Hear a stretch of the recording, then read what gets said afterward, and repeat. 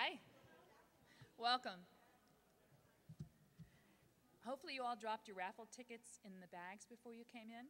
Anybody has any? We'll collect them in a few more minutes, or if you want to get them to the back, that's fine. But we'll have the raffle after the keynote. I want to welcome you all. This is a new idea for CUE to have a keynote on Thursday night, and with a projection, and you'll have a great connection to also Peter Reynolds. And I actually thought I was going to have my body up there, and I'm kind of glad it's not. I was worried I'd have to wear green and look like the Jolly Green Giant or something, and there's so much a great audience in green.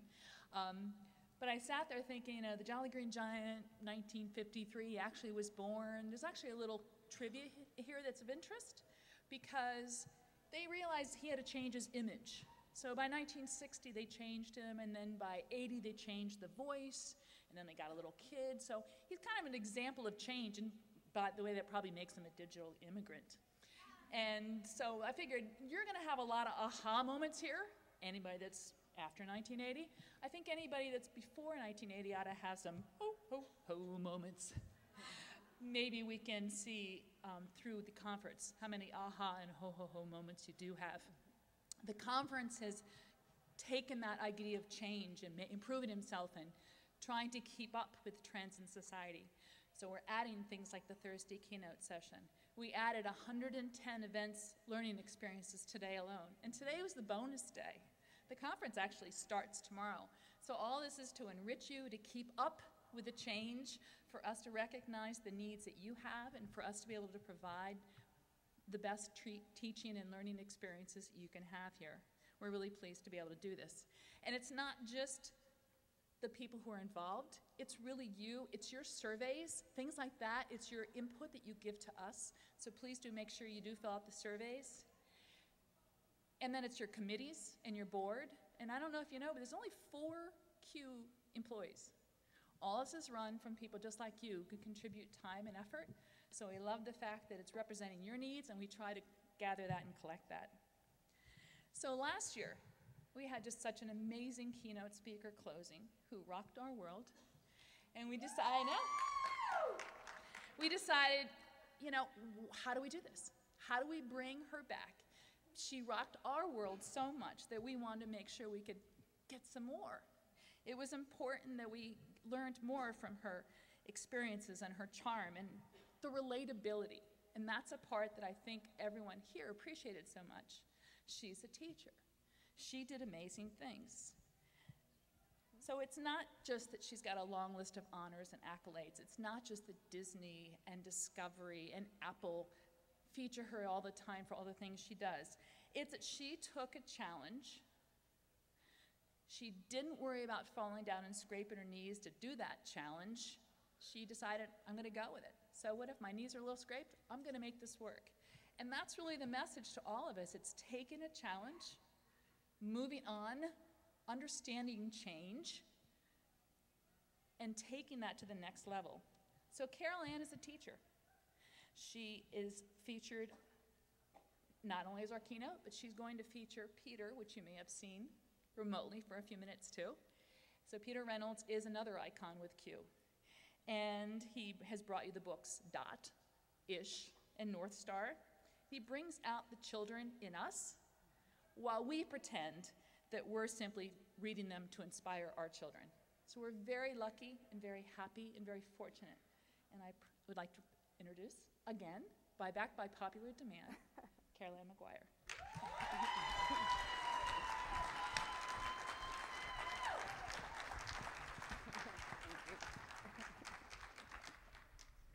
Good evening. I think Mike had a few little announcements here to make. We're good.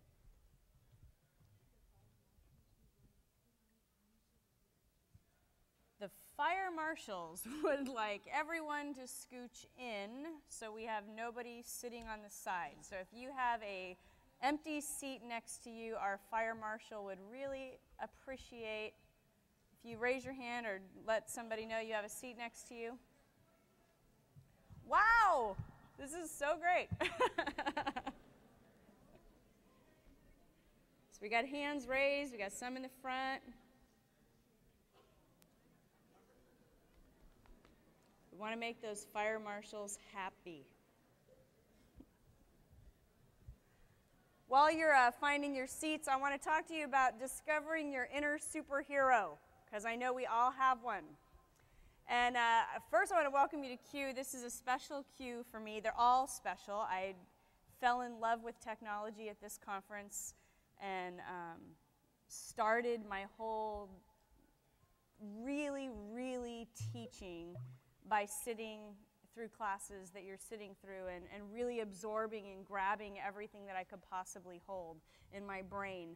And I want to really encourage you to do that while you're here, because it's such a great opportunity for us to learn and gather together.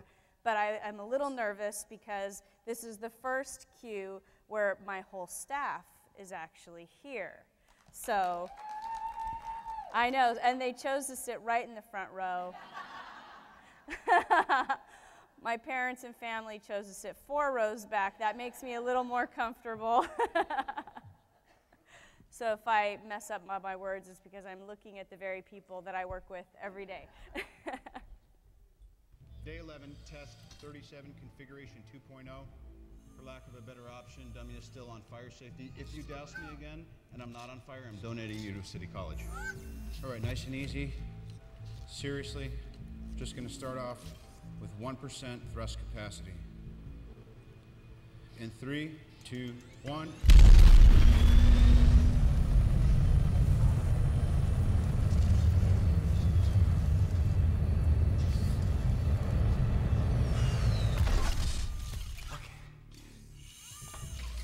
Please don't follow me around with it either, because I feel like I'm going to catch on fire spontaneously. Just stand down. If something happens, then come in. And again, let's bring it up to 2.5. 3, 2, 1.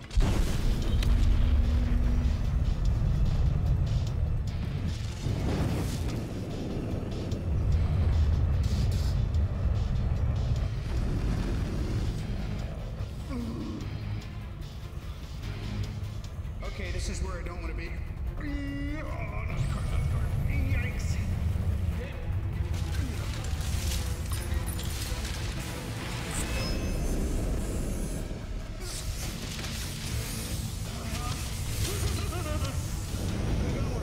Could be worse. We're fine. Okay.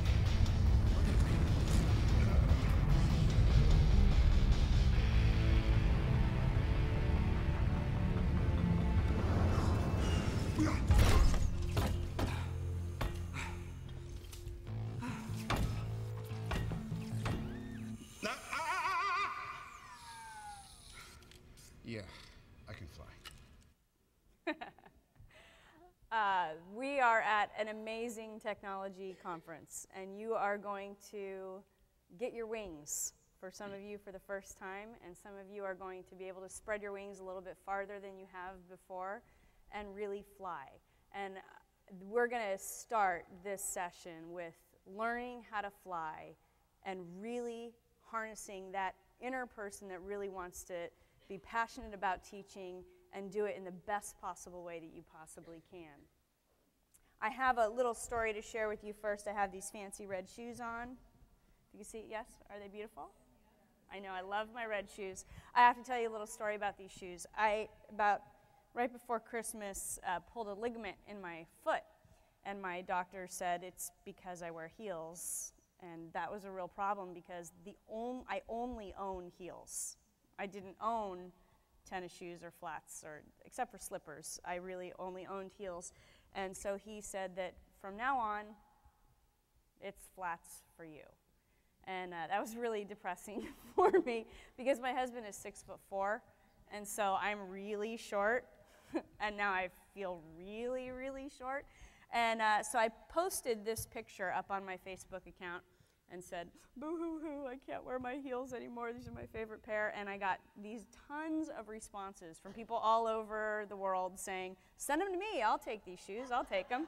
And I thought, that's a great idea. So I did. I packaged them up, and I sent them away, and they have been on a little journey. They have been all around the world right now, and they are actually, after tonight, going back to New Zealand to journey and see what there is in New Zealand. But I'm going to show you just a little bit about what they've seen. They've been in the snow. They have been to jail. They've been to the Kentucky Derby. They've been worn by school children all over the world, and I just got them back today. Thank you, Katie, who brought them back to me. They've been traveling through Hollywood and all over the place, and teachers, I didn't know they were going to do this, but left little goodies in here for me, and postcards and all kinds of just fun little things. So I'm going to be packing this up with all of these fun little things and see where else my shoes can go, because my shoes are having a lot more fun than me right now. I really kind of wish I was my shoes. Last season, I run a project called Rock Our World. How many was here last time? Yeah. So I run a project called Rock Our World, and we gather kids from all over the world, from every continent, and do something that is creative and standards-based. And so last round, we had an amazing opportunity to work with Peter Reynolds. How many of you have never once heard of Peter Reynolds? Oh, you are in for such a treat. Peter, if you're watching, they're in for such a treat. So I'm going to let you look a little bit. This is a movie that was made by a school in Oklahoma to introduce our round.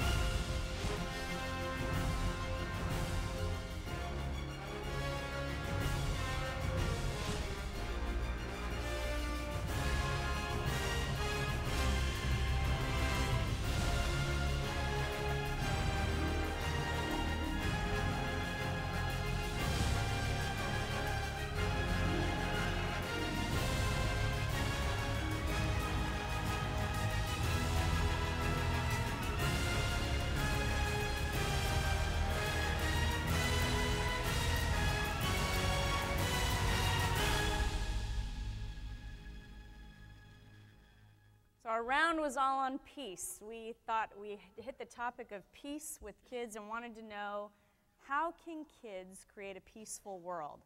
And sometimes it starts in your house, and sometimes it starts at your school, and we just gave them the prompt, how can you start peace in your world? And Peter created a small animation-ish movie, gave it to all of the kids, and their challenge was to incorporate his video into their video and teach the world about peace. So I'm going to let you see a couple of them, and then I'm going to bring Peter on. So this one is actually from Oregon.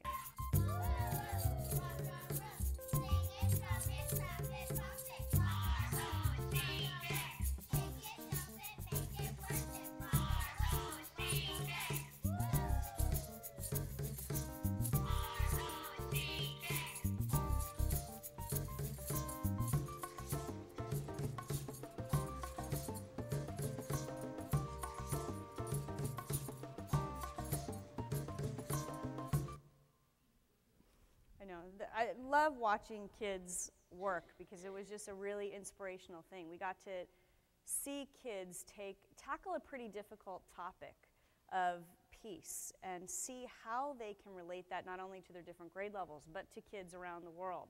And as we went around the world, it was a very inspiring thing for the teachers also, to think that these children have really amazing ideas, and if we just give them the opportunity to share those ideas, we can learn a lot. And what we did is we gathered all their videos, we talked to kids from all around the world, and then once a year, or twice a year, we have an international family night. We bring all the kids together in one place, and we ask them celebrate what happened great in their educational experience. And the kids in Hawaii sent us this video.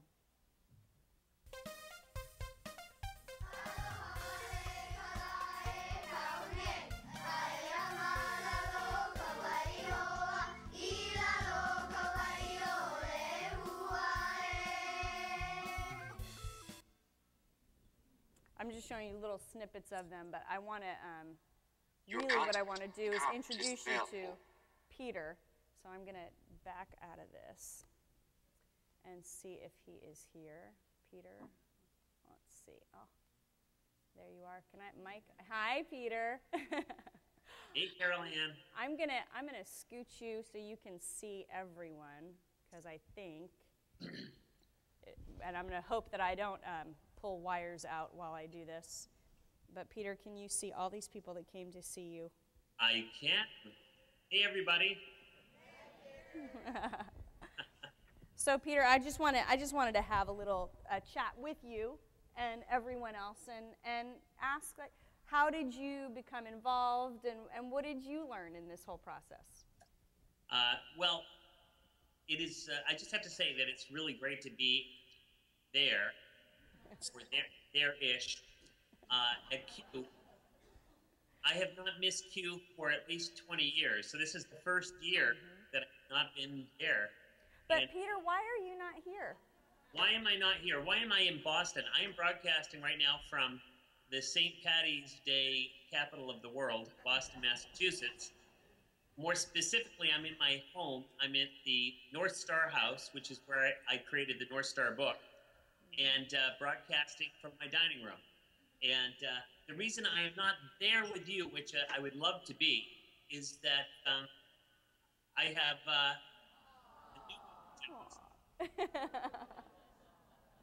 Aww. and depending on how he's feeling, we may have the world premiere of Henry. Yay. Yes. So yes, our son is now 24 days old, Henry Rocket Reynolds, and it's really exciting to be on this journey again. My daughter Sarah is 24 years old, so this is round 2 for me, and I love the collaboration with my wife Diana has been wonderful, and I love collaborations. And, TMI. and but yeah, no, this was a great project. I've always admired you, Carol Ann, and the work that you're doing with kids, and redefining what the classroom means. The classroom is not in that box anymore. The classroom is the world, and it is beyond this planet. And we need creative teachers with that energy and the enthusiasm and the optimism to be able to connect the dots with people around the world. So when I heard you and we started thinking about ways that we could collaborate, and knowing that I have a program called Animation-ish, we got kids around the world to innovate with us. And I love the top piece. Big ideas are exactly I like to get. You're cutting in and out, and it's making me really sad. Oh. Keep going though, because we want to hear what you're saying. Okay. We'll listen. We'll fill in the parts. Okay. Does speaking very slowly help? Yes. Okay. I will speak more slowly. We're coming all the way from Boston. So yes, it was a great project, very exciting topic, and we learned alongside the kids. This was a really complicated project, and Carol, you deserve a lot of credit for being able to translate all of the different pieces, but it worked. It worked. Thank you. Thank you. Why do you think this global collaboration piece is important for classrooms? I think that global thinking is the next step. When I grew up, we learned about community, our town, our state, our country, and the world came last. Now I think the world is first, and we're working backwards. Yeah. We now have the tools to let kids connect and realize that kids in Japan are, Yep. and it's really, really powerful. Thank you, Peter. I really appreciate it, and I really appreciate you coming and spending some time with us and sharing your wisdom, because we miss you here at Q. I miss you. My badge misses you. Oh, Right? Like, don't our badges miss him? For those of you that don't, is anybody here first time Q? Oh, let me tell you why our badges miss miss Peter, because Peter usually sits in the conference area and draws original artwork on all of our badges during Q. So all of these people, we're sending you all of our badges. So during nap time, when you have nothing else to do, yes, I'm bored here. yeah, I'm sure you are. Thank you, Peter. I really appreciate it. You're very welcome. Nice to see everybody. Thank you.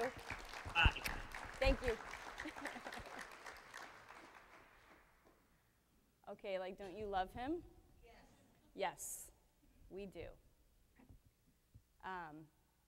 Has anybody played with Animation-ish? You get the opportunity at the end. We're going to give away a whole licensing for either Animation-ish or Words in Their Story, all of his stuff. Animation-ish is a fantastic program. If you have older kids, Words in Their Stories, another fantastic program. But anything Peter does right now is really great. I want you to watch this segment of Iron Man. He is reflecting and thinking that his dad has forgotten him, and runs across this old reel and comes across a message.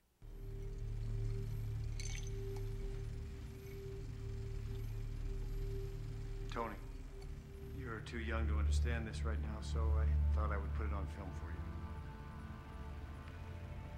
I built this for you. And someday you'll realize that it represents a whole lot more than just people's inventions. It represents my life's work.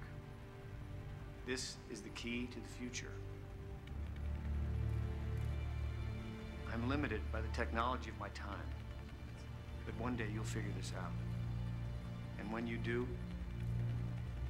you will change the world. What is and always will be my greatest creation is you.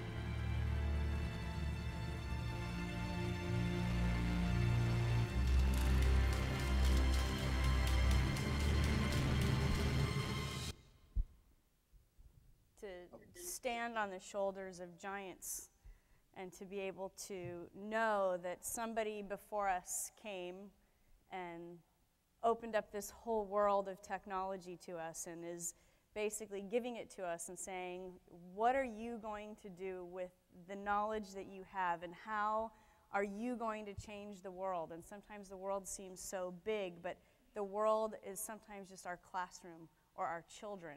And how are you going to take what you're learning and apply it to a greater something? I'm going to let you see what the Iron Man, how he took the technology that his dad gave him and what he did with it.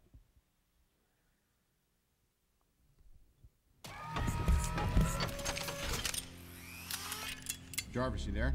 At your service, sir. Gauge heads-up display. Check. 4-door preferences from home interface. Will do, sir.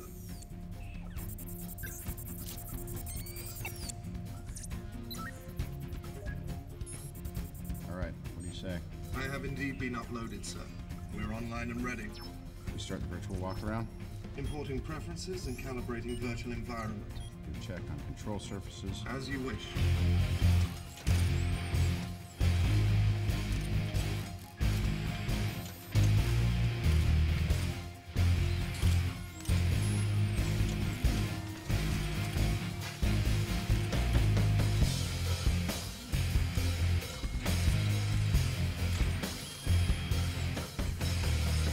Test complete. Preparing to power down and begin diagnostics. Yeah, tell you what, do a weather and ATC check, start listening in on ground control. Sir, there are still terabytes of calculations needed before an actual flight is a Jarvis, sometimes you gotta run before you can walk. Ready? In 3, 2, 1.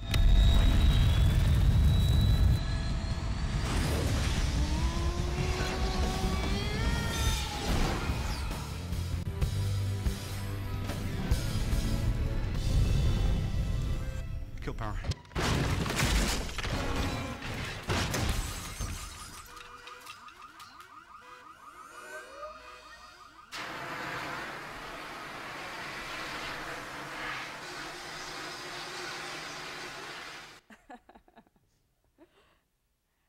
This December, I'm building all this up to tell you this story. This December, I had the amazing opportunity to lead 40 educators from all around the United States and Bermuda to travel to China, and the purpose was to meet our counterparts. And so we were all technology coordinators or some form of technology in our classrooms. We had a kindergarten teacher that there was no technology except for what she was using in her classroom. And we traveled to China to go meet our counterparts in China and find out how we're the same, how we're different, how can we collaborate. And so before I tell you what we found in China, these lions that sit in front of every palace, we see them a lot in front of Chinese restaurants. Does anybody know how to tell the difference between which one is male and female? My staff doesn't count. Cannot say it. Anybody know? No, you don't count either. Who knows? It has to do with the paws. Yes, it absolutely has to do with the paws. Anybody know the difference? The what? What's underneath the paws absolutely has to deal with it, whether it's a male or female. You're getting close. It's 9 o'clock. The male has the ball, absolutely, and the female has, that is a cub underneath her paws. So next time you see these lions, you're going to know what they mean. And what they symbolize to the Chinese people is the ball is a symbol of power. And so the symbol to the Chinese men every time that they see these lions is that the male holds the power under his hand, and that power is within their control. Our question was, then why is the female holding her baby like that? Because normally when you see a mother and a baby, you see them holding them like this, right? You see a mother cradling her baby, but the Chinese lion is holding that baby down. And the symbol to the Chinese women is you need to keep control of your children, that you need to have the power to control your child, to make sure that they have all of the necessary things in life first. And so when they get older, they can hold the power under their hand. So this symbol is everywhere. It was a regular thing that the Chinese people were seeing everywhere that they were going, everywhere we were. So with that in mind, we had, I have to show you this picture because this is my very favorite actor in the whole wide world. And when he did Karate Kid, he got to stand on top of the Great Wall of China and do that amazing move. I mean, isn't that amazing? Like, come on, like you can give him a hand, right? Like that's a pretty amazing move. Well, when I went to China, I had to, and that's like amazing, right? I bet you can barely tell the difference between the two of us, right? That's pretty good, huh? I do have to say, yes. I had to throw that in there just because. We had visited a little tiny school in Xi'an, China, and these are the kids that we saw. They were busy writing in their books. On the bottom is a coal heating element that was in the back of the classroom, and that's how they heated their classroom. They burned coal in the back of the room, and the teacher had thought that was a great idea to put a teapot on there. We can do two things at once. I can make myself a nice cup of tea, and we can keep our schoolroom warm. And this little girl was she was so precious. And this is their computer lab. How many of you can relate to this computer lab? I used to be able to relate to that computer lab. And I will tell you, when we got there as Americans, we were feeling so proud of ourselves that we have so much in America. And, you feel like we are so ungrateful also for what we have, and especially when you hit a school like this that had nothing, cement floors and one computer for the school. And it was an older computer, and the teachers were so proud of this computer. And the teacher had gone over to the computer and pulled up a PowerPoint that she was teaching the kids. Now at this time, like I said, we were feeling pretty good about ourselves. We have a lot more technology than that in our classrooms. And she opened up PowerPoint and had put together a PowerPoint for her students that I didn't even know PowerPoint was able to do. It was that advanced. I mean, she was teaching a geometry unit and had pulled up shapes of pyramids and other shapes, and the pyramids were moving and changing shape, and it was calculating the square, the area and perimeter and all, I mean, like all right in PowerPoint. I did not even know PowerPoint could do this.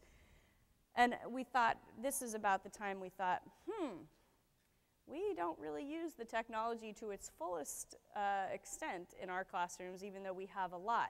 But we have a lot to learn, that we not only need to be grateful for what we have, but we need to really utilize what we have to its fullest, because I had no idea this computer was going to be able to do this.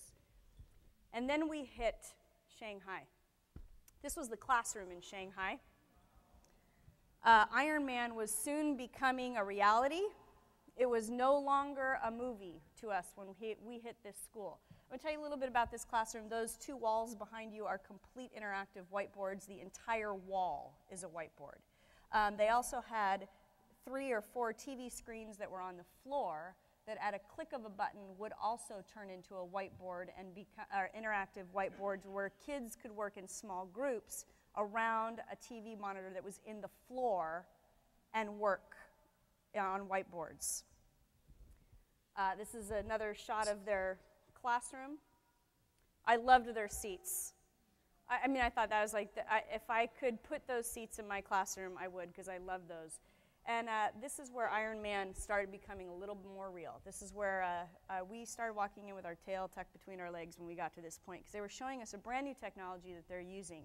And it is, have you ever seen the National University ads on TV, where they're talking about, they're building a classroom, and they're talking, this class I don't need, this class I need, and they're on a plain white board, but it's see-through. Well, that's what these computers were. They were like a plexiglass board that was between the teacher and the kids. And she was able to move things around, video chat. I don't even know how she was able to do this, because you could see through it. I don't know what the parts were that were working in this computer. But they were able to run it just like a computer, multi-touch screen, video chat through it, talk to their kids, and they were using holographs. These particular students were working on engine parts, and they were able to not only hold the holograph, but pass it to their partner, who was able to flip it around, fix things, and pass it back. We got some catching up to do here in the United States. We were a little nervous and asked them about how far away are you from having this in your schools. When I asked that question, that was December of last year. In December, they were 1 year away from putting this in their schools, including that little school in Xi'an.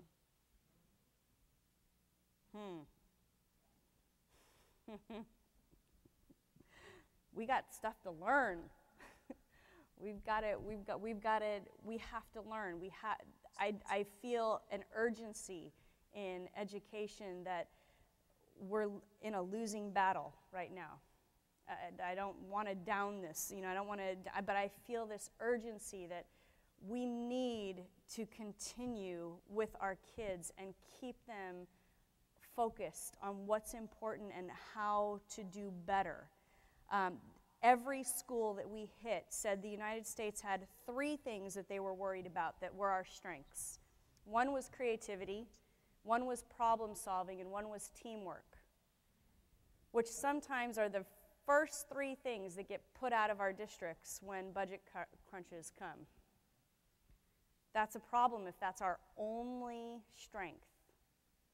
If our only strength is creativity, problem solving, and teamwork, let's get moving. Let's put some problem solving and teamwork and continue to build those skills, because we have a whole group of children that are going to need to compete with a global market that is so far ahead of what they're doing, that the things that are their strengths, we need to continue being their strengths. So while you are in these amazing classes, I want you to think creativity, problem solving, teamwork. How do we build this into our classrooms, and how do we continue to make our kids be able to see and work towards a goal of being involved in a global economy? The world, like Peter said, sometimes does need to come first. We have a big challenge ahead of us. And it's exciting to see you here and to see you at a conference that is and working towards doing something better and greater in your classroom. And I applaud you for doing that. I was in your seats, and I've been there. This is where I fell in love with technology and all that it was. And I just want to leave you with a couple thoughts. What are you going to do with the technology available to you? If you're one of those Xi'an schools that has one computer and no resources, what amazing things can you do on that one computer? Because there is possibility there. It's not the forgotten child. That one little piece of technology in your classroom that you may have may be the key to unlock something great in the students that are in your room. Where do you go for answers? You are in the most amazing place to do that right now. You're surrounded by an amazing personal learning network of other educators that are in the same boat as you, and presenters that want to share with you what they know, and to be able to organize with you and pick your brain. And you are here right now, and I really believe there is no mistake that you are here at this conference. You're here for a reason. Your car didn't break down. You got here safe and sound. Well, maybe one of you, your car broke down. You're here for a reason. Use this opportunity to really build your personal learning network. Get out of your comfort zone. Some of you have a comfort zone this is the area that you want to stay in. Get out of it. Stretch yourself. This is the perfect place to stretch yourself, because you got a lot of other people that are growing and learning at the same time. And the last thing I want to tell you is change your world. Figure it out. You can change your world. I know you can. And together with this group and body of educators, we can make a difference. And it is, again, such a pleasure and an honor to be with you today. And I am so looking forward to the wonderful things that are coming out of this group today. Thank you very much.